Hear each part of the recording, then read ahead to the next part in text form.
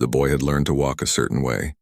Head down, not too far that people would think something was wrong, but just enough that nobody tried to catch his eye. His backpack hung heavy on one shoulder, stuffed with textbooks he hadn't opened in weeks. The zipper on his jacket was broken, but he kept wearing it anyway because his dad had bought it for him last winter. It was Tuesday, which meant nothing special. Just another day that felt exactly like Monday and would probably feel exactly like Wednesday. The school hallways had been loud today, full of kids shouting about the upcoming basketball game and who was dating who. He'd walked through all that noise like a ghost. Nobody really saw him anymore, and that was fine. That was easier. The walk home took exactly 17 minutes if he went the normal way. He'd timed it once back when he used to care about things like that. Now he just walked one foot in front of the other, while the autumn sun hung low in the sky and made everything look golden and sad at the same time. He passed Mrs. Patterson's house with the wind chimes that never stopped making noise, even when there wasn't any wind. He passed the corner store where he used to stop with his dad on Saturdays to buy those cheap popsicles that turned your tongue blue. He passed the fire hydrant that some kid had painted to look like a cartoon character. Though the paint was peeling now and you could barely tell what it was supposed to be. His earbuds were in, the white cord dangling against his chest, but there wasn't any music playing. He'd learned that people left you alone if they thought you were listening to something. They didn't try to talk to you or ask you questions or give you those looks that made your stomach hurt. The looks that said they knew. They'd heard. They were sorry. He was so tired of people being sorry. 3 months ago, everything had been normal. Well, not perfect, but normal. His dad had been there in the mornings, making too much noise in the kitchen and burning toast and asking him about homework he hadn't done yet. His sister had been home, arguing with their mom about curfew and college applications. The house had felt full, even when it drove him crazy. Now his mom left before the sun came up and didn't get home until it was dark again. She worked at the hospital, and they needed the money now more than ever. She needed the hours. She needed to stay busy. At least that's what she told him. But he could see the truth in her eyes. She couldn't stand being in that house anymore.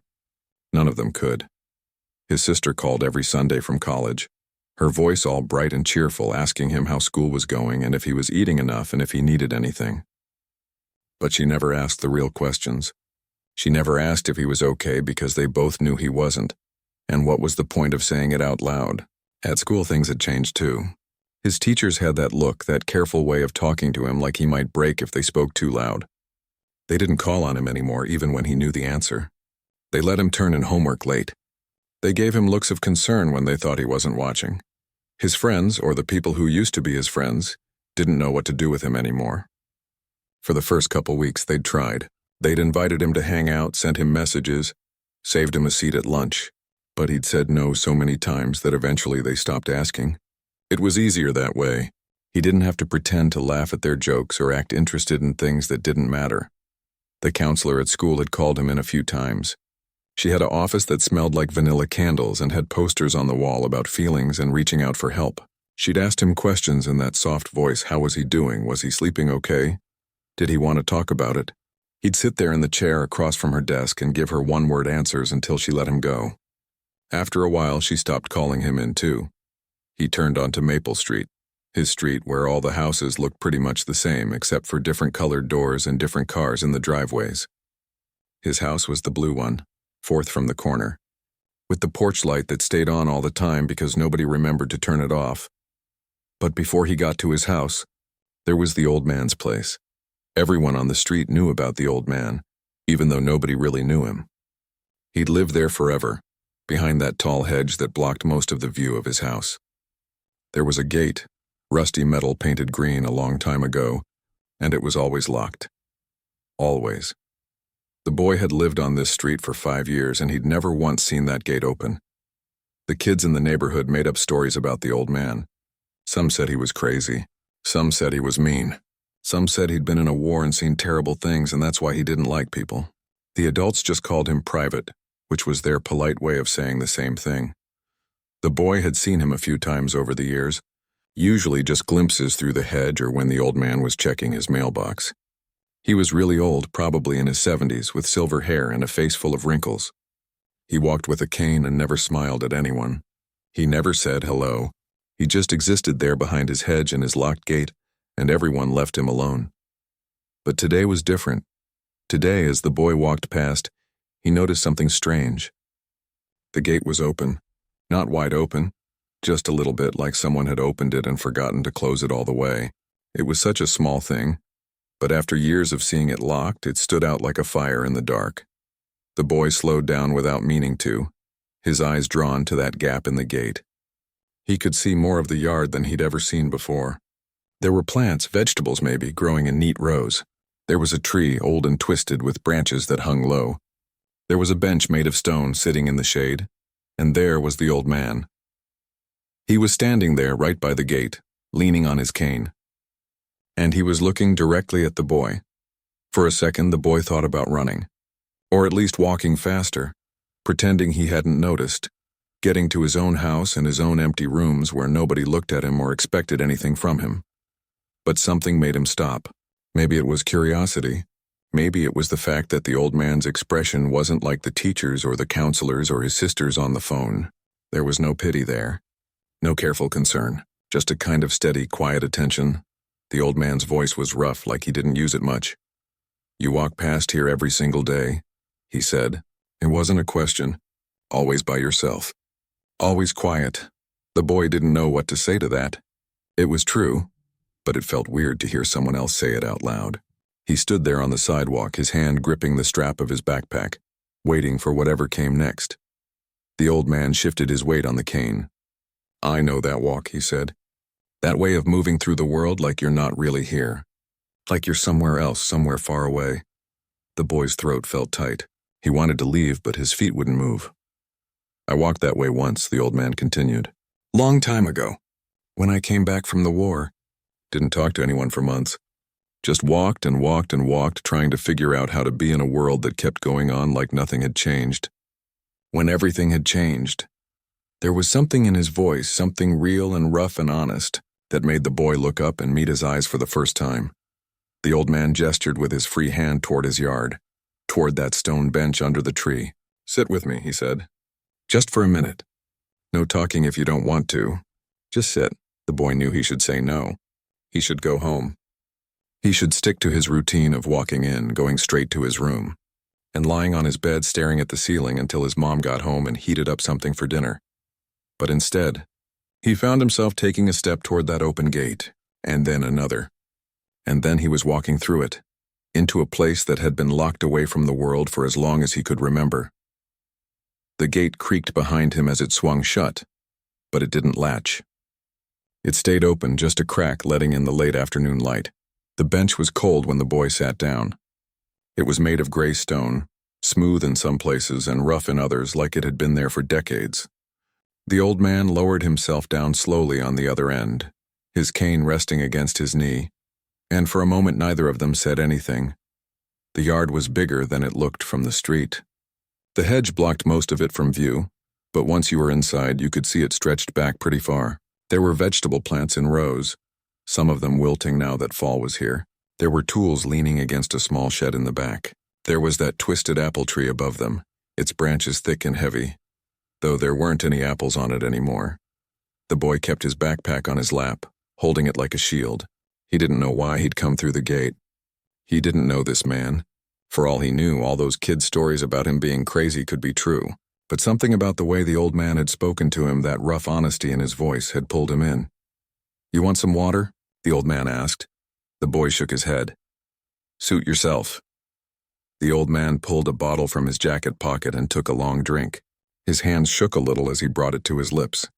When he was done, he wiped his mouth with the back of his hand and looked out at the garden. They sat there as the sun moved lower in the sky. The boy could hear birds somewhere in the trees. He could hear cars driving past on the street beyond the hedge.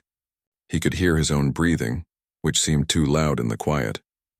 But the weird thing was, it didn't feel uncomfortable. Not the way silence usually felt now. At home, the silence pressed down on him like a weight, reminding him of everything that was missing. At school, when people stopped talking as he walked by, the silence felt like judgment.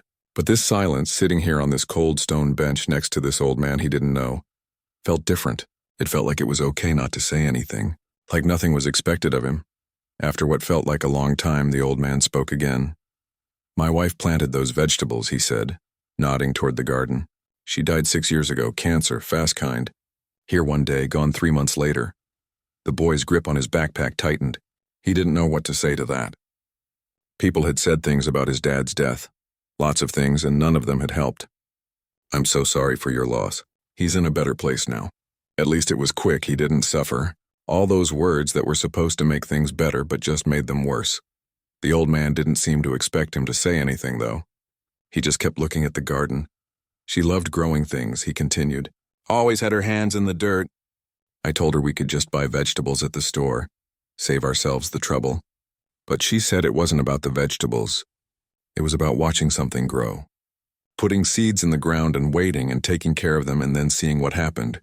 He paused, took another drink of water. I keep planting them every year. They don't grow as good as when she did it. Half of them die before they're supposed to, but I keep trying anyway. The boy found his voice, though it came out rough. Why? The old man looked at him for the first time since they'd sat down. His eyes were dark, deep-set, surrounded by wrinkles. Because it's something to do, he said simply.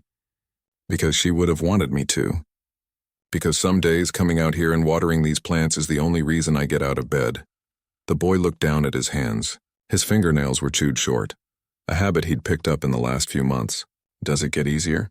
He asked so quietly he wasn't sure the old man heard him. But he had. Easier? The old man made a sound that might have been a laugh, but there wasn't any humor in it. No, not easier. Different, maybe. The first year, everything hurt all the time. Waking up hurt. Breathing hurt. Seeing her empty chair at breakfast hurt. The second year, there were moments, just little ones, where I forgot. Where I'd turn to tell her something and remember she wasn't there. That hurt in a different way. He shifted on the bench, his cane almost falling before he caught it. Now, 6 years later, I still miss her every single day. But I can think about her without feeling like someone's crushing my chest. I can look at her pictures. I can eat the food she used to make. I can sit in this garden she loved and feel close to her instead of just feeling the empty space where she should be. The boy felt his eyes burning. He blinked hard, staring at the ground. Everyone keeps telling me it gets better, he said. They say time heals all wounds and I'll move on and all that stuff. But it doesn't feel like it's getting better. It feels like it's getting worse. That's because you're supposed to be moving forward, the old man said, his voice harder now. Everyone expects you to grieve on their schedule. 2 weeks, a month, 3 months, however long they think is appropriate, and then you're supposed to be back to normal. But there's no normal to go back to. Normal's gone. You have to find a new one. The boy looked up at him. The old man was staring at the garden, his jaw tight. After the war, he said, I came home and everyone expected me to just fit back in, get a job, get married, have kids, do the whole American dream thing. But I couldn't. I'd walk down the street and hear a car backfire and hit the ground because I thought it was gunfire. I'd be in a crowded room and feel like I couldn't breathe. I'd wake up at night seeing things I didn't want to see. He was quiet for a moment, then continued. People didn't understand. They'd tell me to snap out of it, to be grateful I made it home when so many didn't, to stop living in the past. They meant well, most of them, but they didn't get it. Something changes in you when you go through certain things. You don't just bounce back. The boy felt something loosen in his chest, just a little. So what did you do? I stopped trying to be what everyone expected, the old man said. I found work I could do alone. I built this fence, planted this hedge, kept people out. My family said I was being difficult. My old friends stopped coming around. But I needed the space. I needed time to figure out who I was now after everything. And then you met your wife, the boy said, because that's how these stories were supposed to go. The old man smiled, just barely. Actually, she was already there. Lived down the street. She'd wave at me when I was working in the yard. Even when I didn't wave back, she'd leave things on my porch. Containers of food, notes about neighborhood stuff. For 2 years, she just kept being there, not pushing, not demanding anything, just there. And that helped. Eventually, one day she was leaving something on my porch and I finally opened the door. She asked if I wanted company. I said no, but she sat down on the steps anyway. We didn't talk much that first time, or the second, or the third. But slowly over time I started talking, and she listened. Really listened without trying to fix me or tell me what I should feel. The boy thought about that, about someone just being there without expecting anything. Is that why you called me over today? He asked. Because you saw something? The old man nodded slowly. I see you walk past here every day. Same time, same heavy backpack. Same way of moving like you're trying not to be seen. I recognize that walk, boy. I walked it myself once. I'm not a war veteran, the boy said. No, but you're walking the same road. Different war maybe, but the same road. They sat in silence again. The sun was getting lower, turning the sky orange and pink. The boy knew he should probably go home, but he didn't want to. His house felt like a tomb. His room felt like a box. Here, on this cold stone bench, he could breathe a little easier. You can come back tomorrow if you want, the old man said suddenly. Same time. Gate will be open. The boy looked at him, surprised. Don't have to talk if you don't want to, the old man added. Can just sit, or you can help me with the garden if you feel like it. These old hands don't work as good as they used to. Why? The boy asked. Why would you want me to come back? The old man was quiet for a long moment. Because someone helped me once, he said finally. When I was locked behind my walls and didn't think I could ever come out. And because I see you hurting and I remember what that feels like. And because this garden's too big for one old man to take care of, and these vegetables aren't going to grow themselves. He stood up slowly, using his cane for support. The boy stood too, slinging his backpack over his shoulder. Thank you, the boy said, though he wasn't entirely sure what he was thanking him for. The old man just nodded toward the gate. Tomorrow, he said. If you want. The boy walked back through the gate, which still stood open just a crack. As he walked the short distance to his own house, he felt something he hadn't felt in months. Not happiness, not relief, not anything that simple. Just the smallest possibility that maybe eventually, things might be different than they were right now. When he got inside his empty house, he didn't go straight to his room like usual. Instead, he stood in the kitchen for a moment, looking out the window toward the old man's yard, hidden behind its hedge. The gate was still open. He dropped his backpack by the door and went to the refrigerator to find something to eat. As he made a sandwich, he thought about gardens and seeds and things that grow slowly over time, when someone takes care of them. He thought about tomorrow. The next day, the boy found himself walking slower as he approached Maple Street. His heart was doing something weird in his chest, beating faster than it should. Part of him wondered if yesterday had even been real. Maybe the gate would be locked again. Maybe the old man had changed his mind. Maybe it had been some kind of mistake. But when he turned the corner, he saw it. The gate stood open, just like before, and the old man was there in the garden, bent over one of the vegetable rows with a small hand shovel. The boy stopped at the gate. The old man looked up, squinting in the afternoon sun. He didn't smile or wave or make a big deal out of it. He just nodded once and went back to his digging. That simple gesture, that lack of fuss, made it easier. The boy walked through the gate and set his backpack down by the bench. What are you doing? He asked. Pulling weeds, the old man said without looking up. They're taking over the carrots. You can help if you want, or you can sit. Either way. The boy hesitated, then walked over and crouched down near the old man. The dirt was dark and damp, and there were little green shoots poking up through it. Between them were other plants, scraggly ones with different shaped leaves. How do you know which ones are weeds? The boy asked. Practice, the old man said. He pointed with the tip of his shovel. See these? Broad leaves, light green, they spread fast. Those are weeds. The carrots have these thin, feathery leaves, totally different. He showed the boy how to grip the weeds at the base and pull them out, getting the roots too so they wouldn't grow back. It was harder than it looked. Some of them came up easy, but others held on tight, and the boy had to really work to get them loose. They worked in silence for a while, the only sounds the birds and the distant traffic and the soft tearing noise of weeds coming out of the ground. The boy's hands got dirty quickly, dirt wedging under his fingernails and smudging across his palms. Normally he would have hated that, would have wanted to wash his hands right away. But somehow it felt okay here. After about 20 minutes, the old man sat back on his heels with a groan. That's enough for today. These old bones can't handle too much. They went to the bench and sat down. The old man pulled out his water bottle again and took a long drink, then offered it to the boy. The boy shook his head at first, then changed his mind and took it.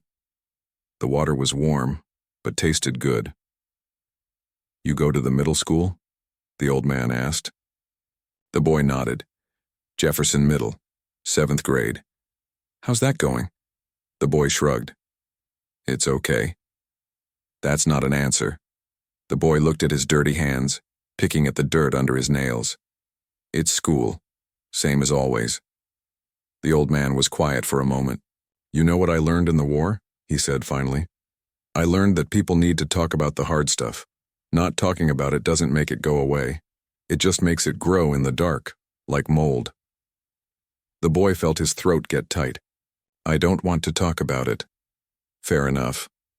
The old man leaned back against the bench. But I'm here if you change your mind.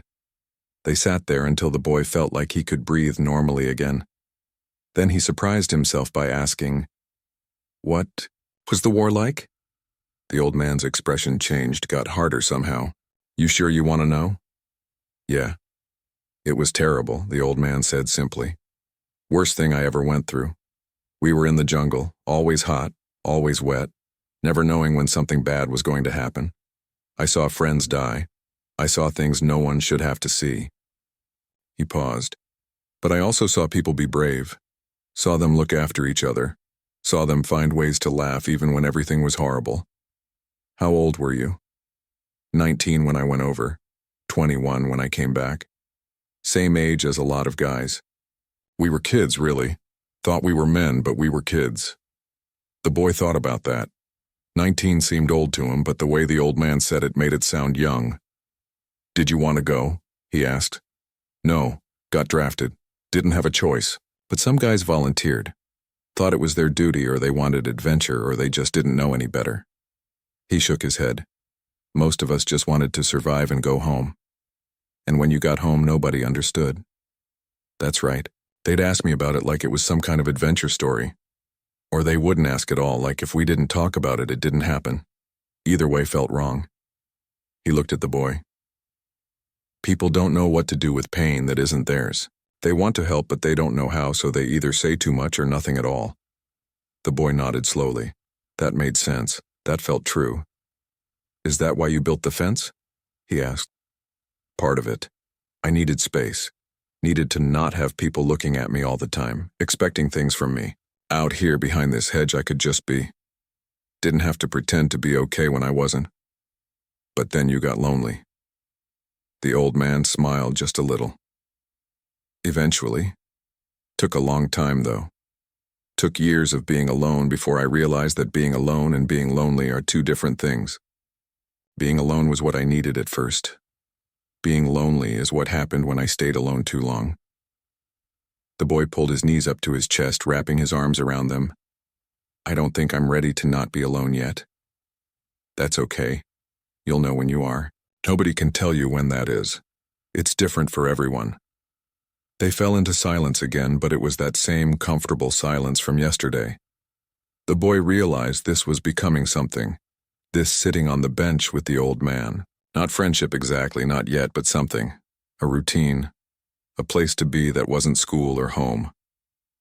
What was your wife like? The boy asked after a while. The old man's face softened. Stubborn. That was the first thing about her. Most stubborn person I ever met. When she decided she was going to do something, nothing could stop her. Like what? Like deciding I was worth the trouble, he said. Like I told you, she kept showing up, kept leaving food on my porch, kept waving when she saw me, kept being there even when I made it clear I wanted to be left alone. Anyone else would have given up, but not her.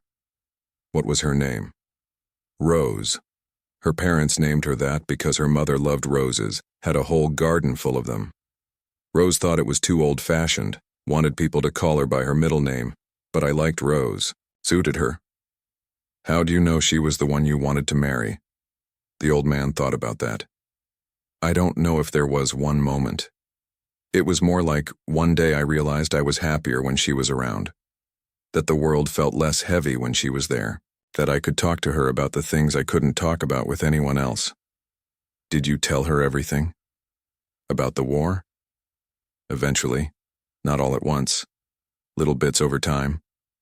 Some things I told her, some things I never told anyone. But she knew enough. She knew the important parts. The boy was quiet, processing that. My dad knew everything about me, he said suddenly. Like everything. All my stupid fears and the things I worried about and the stuff I couldn't tell anyone else. He just got it, you know? And now he's gone and all that stuff is still in my head, but there's nobody to tell it to. His voice cracked on the last few words. He pressed his palms against his eyes, trying to stop the tears that were threatening to come. The old man didn't say anything for a moment. When he spoke, his voice was gentle. Tell me about him. Your dad. What was he like? And somehow that simple question opened something in the boy. Not everything, not all at once, but a little bit. Just a crack. He was loud, the boy said, his voice muffled. Like, so loud. He'd laugh at his own jokes and sing in the shower and whistle when he cooked. It drove my mom crazy sometimes, but in a good way, you know? She'd roll her eyes, but she'd be smiling. He liked to cook? Yeah. He wasn't that good at it, honestly. He'd burn things or add too much salt or forget ingredients. But he loved trying. Every Sunday he'd make this big breakfast, pancakes or waffles or omelets, and we'd all eat together before we did anything else. The boy lowered his hands from his face. His eyes were red, but he wasn't crying anymore. He worked in construction, he continued. Built houses. He'd come home with sawdust in his hair and paint on his clothes, and he'd be so tired. But he always asked about my day. Really asked, you know. Not just, how was school, but like, what did I learn? Who did I eat lunch with? Was anyone giving me trouble? Sounds like a good man. He was. He was the best. The boy's voice got thick again. And then one morning he was making pancakes and telling some dumb story about work, and my mom was laughing, and my sister was complaining about having to wake up early. Just a normal Sunday. And then he grabbed his chest and said something was wrong, and my mom called 911 and the ambulance came, but it was too late.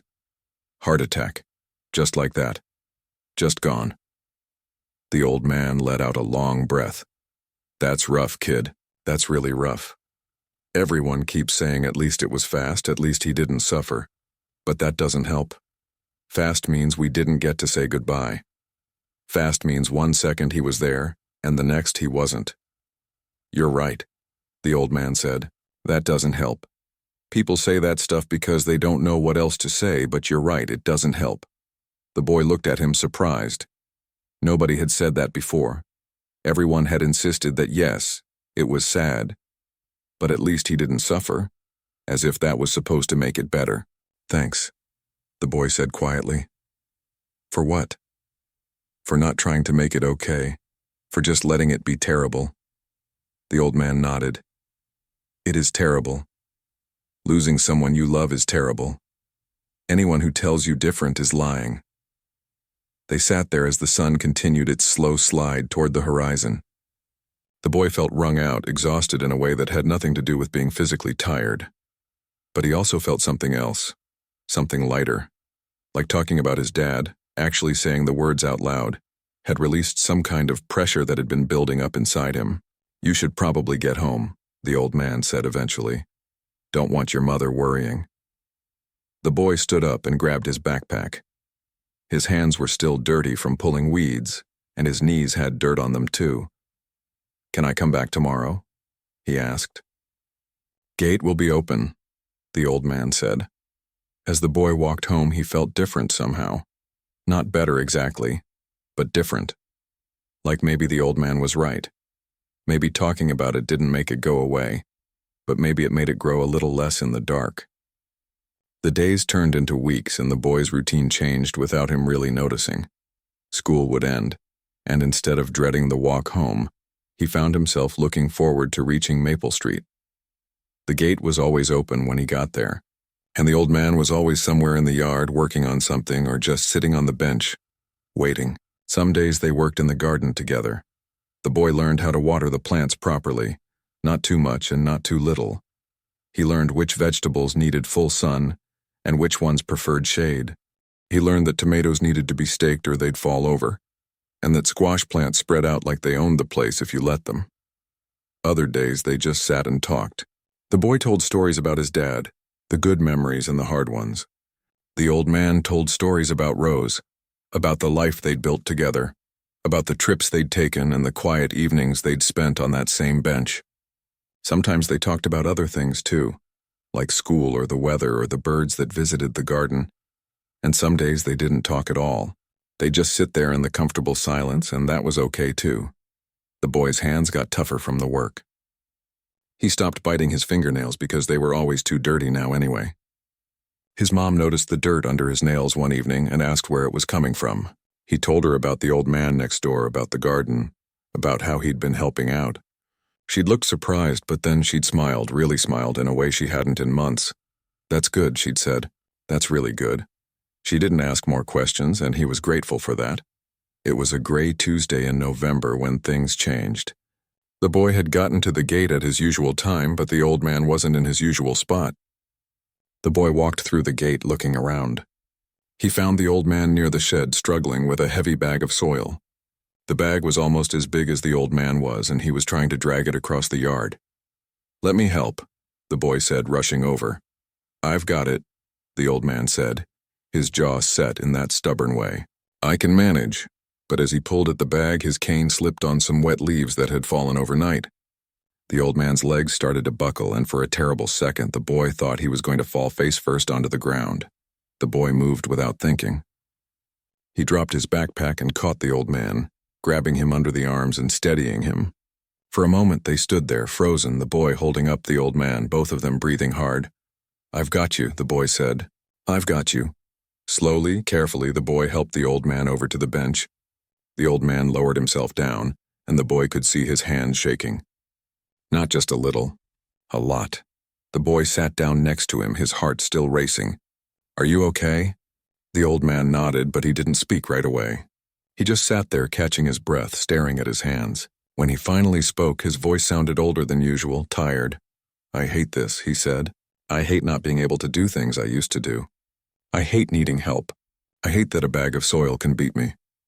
"It's not about the soil," the boy said quietly. "No, it's not." The old man let out a long breath. "It's about getting old, about your body not working the way it used to, about accepting that you can't do everything alone anymore." He looked at the boy, and there was something raw in his expression, something vulnerable. "Pride's a funny thing," he said. "It keeps you going sometimes, makes you push through when things are hard, but it can also trap you, make you too stubborn to accept help when you need it." The boy thought about that. "Is that why you locked yourself away? After the war?" "Pride? Partly. Pride, fear, pain, all mixed together. I told myself I didn't need anyone, that I was fine on my own. But the truth was I was scared. Scared of letting people see how broken I felt. Scared of being a burden." "You weren't a burden to Rose?" "No, but it took me a long time to believe that. She had to prove it to me over and over again before I finally trusted it." The boy picked at a loose thread on his jeans. "My mom's struggling," he said suddenly. "I can see it. She works all these hours and she's always tired, and sometimes I hear her crying in her room at night, but she acts like everything's fine, like she's got it all under control. Sounds familiar? I want to help her, but I don't know how. And I'm scared that if I tell her I'm not okay, it'll make things worse for her. She's already carrying so much." The old man was quiet for a long moment. "You know what Rose told me once?" she said. "Love isn't about protecting each other from hard things. It's about going through hard things together." She was right. I spent years trying to protect her from my pain, and all it did was push her away. It wasn't until I let her in, let her see the ugly parts, that we could actually help each other. But I'm just a kid. I can't fix what's wrong. Nobody's asking you to fix anything, but maybe you can share it. Maybe you and your mom are both walking around pretending to be okay, and neither of you is fooling the other, and you're both exhausted from the pretending. The boy felt his eyes start to burn. What if talking about it just makes her more sad? What if not talking about it is making you both more lonely? That hit something deep in the boy's chest. Lonely. That was exactly what he'd been feeling. Not just sad, not just hurt, but deeply, achingly lonely. Lonely in his house, lonely at school, lonely in his own head with all these thoughts and feelings he couldn't share. "My dad would know what to do," the boy said, his voice cracking. "He always knew what to do. He'd know how to help Mom, how to make my sister feel better, how to fix everything. But he's not here, and I don't know how to be the person who fixes things. I'm just a kid who doesn't know anything." The tears came then, hot and fast, and he couldn't stop them. He put his face in his hands and cried in a way he hadn't let himself cry since the funeral. Big gasping sobs that shook his whole body. The old man didn't tell him to stop or that it would be okay. He just sat there close but not crowding, letting the boy cry. After a moment, the boy felt the old man's hand on his shoulder, heavy and steady. "Your dad sounds like he was a good man," the old man said quietly. "The kind of man who took care of his family, who made sure everyone was okay. And you know what? You're more like him than you think." The boy looked up, his face wet with tears. "What do you mean? You stopped at my gate. You came into my yard when you didn't have to. You've been helping an old man with his garden for weeks now, asking for nothing in return. You caught me when I was falling. You care about your mother even when you're drowning yourself. That's not nothing, kid. That's something. But I can't fix what's broken. No, you can't bring your dad back. You can't make the pain go away. Yours or your mom's or your sister's, but you can be there. You can share the load. You can let people in instead of locking yourself away." The boy wiped his face with his sleeve. "Is that what you're doing? Letting me in?" "I guess I am. Didn't plan it that way. But I saw you walking past my gate day after day, looking the way I used to look, and I thought maybe I could help. And you know what? Helping you has helped me too. Gave me a reason to keep the garden going. Gave me someone to talk to. Made this old house feel a little less empty." The boy took a shaky breath. "Thank you. For being here. For letting me come through your gate. Thank you for coming through it." They sat there as the gray afternoon light started to fade. The boy felt wrung out, exhausted, but also somehow lighter, like crying had released something that had been pressed down too tight for too long. "You should talk to your mom," the old man said eventually. "Tonight, if you can. Don't have to say everything at once. Just start somewhere. Tell her you're not okay and ask her if she's okay. See what happens. What if it goes bad? What if it goes good?" The boy nodded slowly. It was scary, the thought of opening up to his mom after months of both of them pretending. But the old man was right.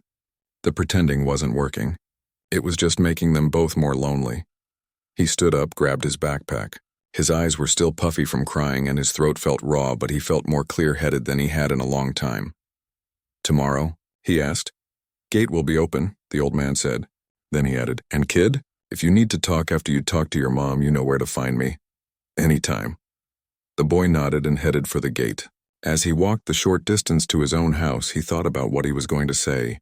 He didn't have it all figured out.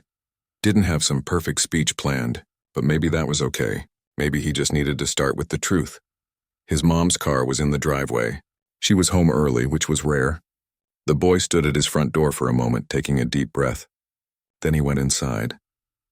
His mom was in the kitchen, pulling things out of the refrigerator, probably trying to figure out what to make for dinner. She looked tired the way she always looked these days, with dark circles under her eyes and her shoulders hunched.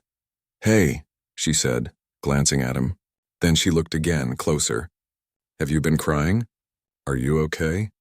The boy set down his backpack. This was it. The moment to either keep pretending or to take the old man's advice and let someone in. "No," he said, his voice steadier than he expected. "No, I'm not okay.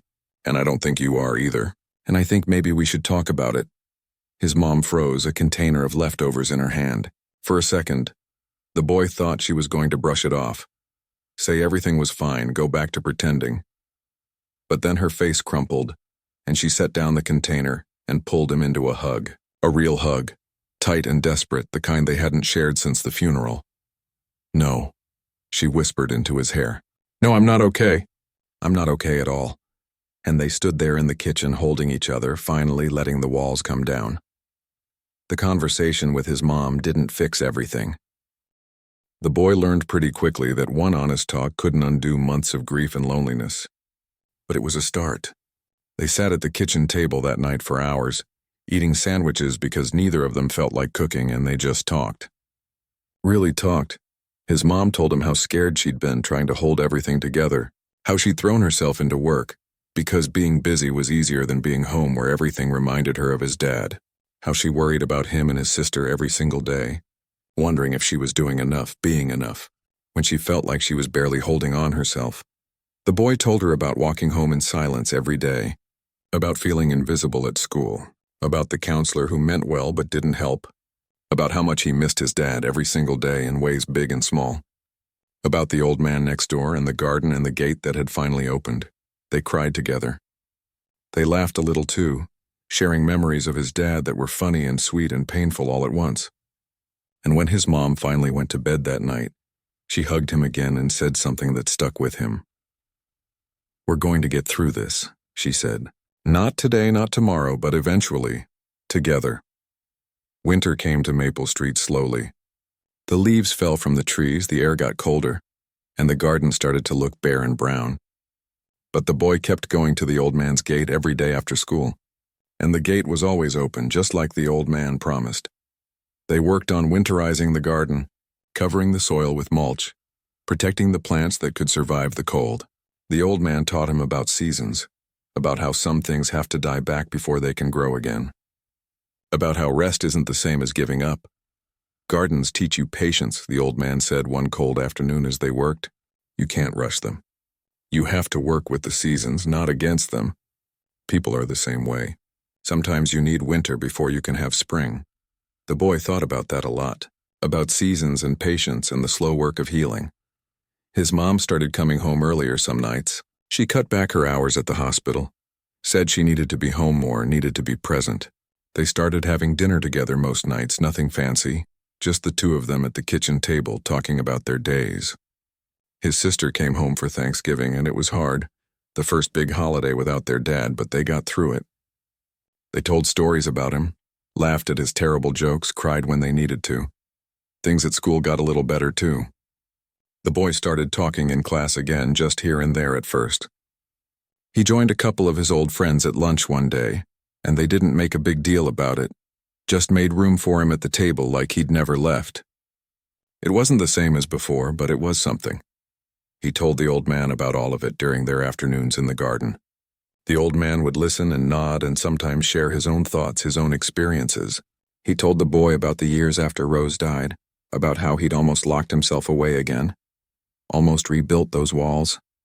But he'd remembered what it felt like to be completely alone, and he'd decided he didn't want that anymore. "That's when I started leaving the gate unlocked," he said. "Didn't open it all the way, wasn't ready for that. But I unlocked it.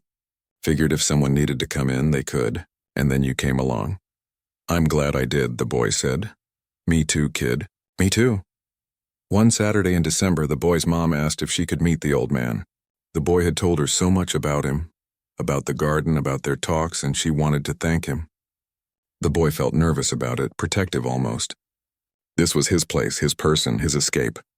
But he also knew his mom was trying, really trying, to be part of his life again. So he brought her through the gate. The old man was pruning the apple tree, cutting away dead branches to help it grow better in the spring. He climbed down from his small ladder when he saw them coming, moving carefully with his cane. "You must be the mom," he said, holding out his hand. "And you must be the neighbor I've been hearing so much about," she said, shaking it. "I wanted to thank you for looking after my son, for being there when I couldn't be." The old man shook his head. "No thanks needed. He's been looking after me just as much, maybe more." They talked for a while, the three of them sitting on the bench in the cold December air. The boy's mom told the old man about his dad, about the life they'd built together. The old man told her about Rose, about loss and grief and the long road of learning to live with it. They talked like old friends, like people who understood each other's pain without having to explain it. As they were leaving, the boy's mom paused at the gate. "You should come to dinner sometime," she said. "Both of us would like that." The old man looked surprised, then pleased.